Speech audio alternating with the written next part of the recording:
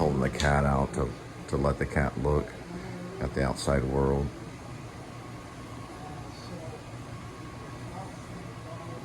The cat represents something in the play.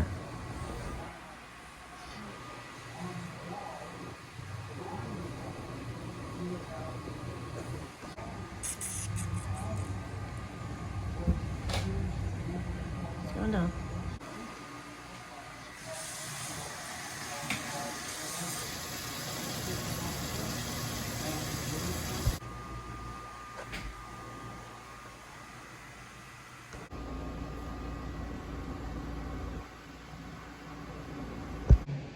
That's Tony Perkins, also known as Anthony Perkins. This is a vlog about Tom Holland by Grim Life Collective. That's Michael. Tom Holland did Child's Play. He also did Psycho 2. And he did Fright Night, which I usually take inspiration for, or I took a little bit of inspiration for when I wrote Grace, aka Werevlog, which I have not been able to send a hard copy to Michael. Don't know why, but that mask was used in Fright Night. Interesting fact.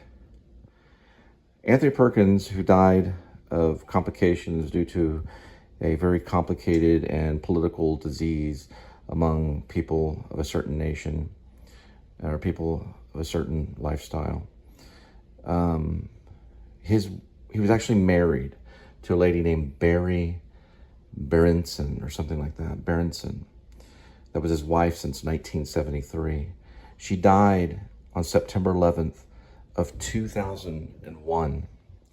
She was on flight 11 that hit the plane, the World Trade Center. I was there, I was in Manhattan at the time. Anthony Perkins' wife that he married was on that plane, for it was truly the devil's day. For it was truly the devil's day. How could it not be? Anthony Perkins, who played Psycho, Norman Bates, his wife, Barry Berenson, was on flight 11 that hit the World Trade Center that horrible, horrible Tuesday. I witnessed the worst murder on American soil. I was coming out of East 38, 21st Street, around the corner, and heard someone with an earpiece, just a citizen probably walking along the cell phone, say, the second building has been hit. We knew for sure once the second plane hit that day, we knew that was terror. Flight 11. Doesn't matter if it's the first or second one. But that day we knew that's when terror hit. It was truly the devil's day. So we talked about Anthony Perkins, his wife, Barry Berenson. Forgive the pronunciation. It was the first flight, Flight 11, hit at 8:46 a.m. I was asleep at that time. I woke up late that morning. It was the only time I woke up late for the Actor Studio Drama School, the new school university. By the time I had got to the sidewalk, 17 minutes later is when the second plane hit the South Tower. If I'm not mistaken, the North Tower was hit first at 8:46 a.m. And that's when Anthony Perkins' wife, Barry Berenson, had died. At that moment, I'm just finding out about it right now because of this vlog right here, which is Grim Life Collective. I'm just now learning about that. I didn't know. Sorry. Okay, so how it went down on that dark Tuesday of September 11th of 2001, I was on the sidewalk for the second hit. So the first one I was asleep. A lot of people were. So Anthony Perkins' wife, Barry Berenson, was on that flight 11. At 8:46 a.m. it crashed into the World Trade Center's North Tower. It was the deadliest of all four hijackings. It killed the most. It was like 1,000 people that died. The second flight was United Airlines, and it was 175, the name of the flight. It hit 17 minutes later and did a lot of damage. Hit the South Tower. So I was on the sidewalk at that time when the second plane had hit. Because when I was in the elevator trying to get to class, going down, I was at 38 East 21st Street, New York, 10010, I guess. I had got on the elevator, went all the way down to the ground level. A lady was on the elevator with me and had told me that one airplane had hit. That was the North Tower, that was Flight 11. So she had passed at that point.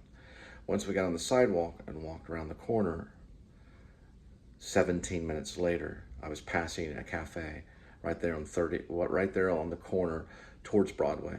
So I was hitting 38 East 21st Street and going around, right around this cafe, kind of like something Jack Nicholson would ate at as good as it gets. It was right by Gramercy Park. I was passing that cafe, and a man on the other side of the sidewalk with a head thing had announced for the public that the second tower had been hit. How would he be able to get the information that quick? But he did. And that's when I realized it was a terrorist attack.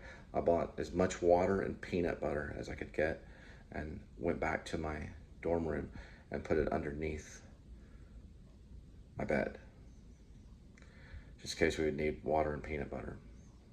I didn't know how many planes were going to hit that day. It turned out it was 2, North first and then South second. So at 8:46 a.m., the first one was hit. 17 minutes later, the second one was hit. And that would be the South Tower, United Airlines, 175. So we know the first one hit at 8:46 a.m., 17 minutes later. 9:03 a.m., the South Tower was struck by United Airlines 175. 1 hour and 41 minutes later, around there, both World Trade Center buildings would be brought down to destruction, killing thousands of people. I would be on my way towards the World Trade Center because I got tired, for one thing, of waiting. And I told Chris, who was sitting by the radio, he was in the Navy, he was a Navy guy, who's also an actor at the Actor Studio. I told Chris, I said, I'm gonna go check it out. I'm gonna see if I can help. Chris said, are you gonna brave it? And I said, yeah. So I got on the elevator, I went down, and I went towards the World Trade Center. I was stopped probably within that hour and 40 minutes, somewhere in there. I passed the New School University, I passed NYU, I kept going towards the buildings. And finally, this reporter lady came out of just nowhere. And I think it was the owner or someone that was high up in Talk magazine. She had a little recorder with a little microphone, like those old school ones. I think it was even a cassette tape, I'm not for sure. And I had my journal, and I was writing in my journal. I was getting closer and closer. Because of information, we were able to get information from engineers and people like that. She was able to tell me not to go towards those buildings because the buildings would collapse. That there was rumor that people had already found out information on what was going to go on. And she said, she asked who I was, because I wasn't supposed to be up there. I don't know how I got up there. They hadn't put the barriers up around where NYU was, or wherever they put the barriers by the new school. They had put a few barriers to keep people from walking there. And I said, I'm with the New School University. I'm writing about this. I'm an actor. And she said, I would go back towards where your school is, meaning going uptown, meaning getting away from Battery Park. I would go back, is what she said to me. And I said, why? She said, well, we think the buildings are not structurally sound. They may fall, meaning because of the fire. They were becoming, the structure of them were deteriorating. I said, I think I'll probably do that. So I turned around and I began to walk back towards my dorm, which I got back to the new school. I went to, I think it was like the second or third floor, wherever we held history class, I think theater history class around in that area. And I got to one of the desks, I sat down, and I remember bowing my head, and I prayed for those people. I said, God, please, please help those people. I don't know if I cried, but I came close to it. I went back to ground level. I walked right back to my dorm room, and I think around that time, as I got back up there, the first building had fallen, or whichever building that was, north or south, and it had fallen, and I was told that it had fallen. And I guess that was probably a great amount of fear, to know that one of the buildings in New York City had fallen, most likely because of a terrorist attack. So at that point, it was like, what are we going to do to survive? How long is this going to go on? So that was my introduction to war.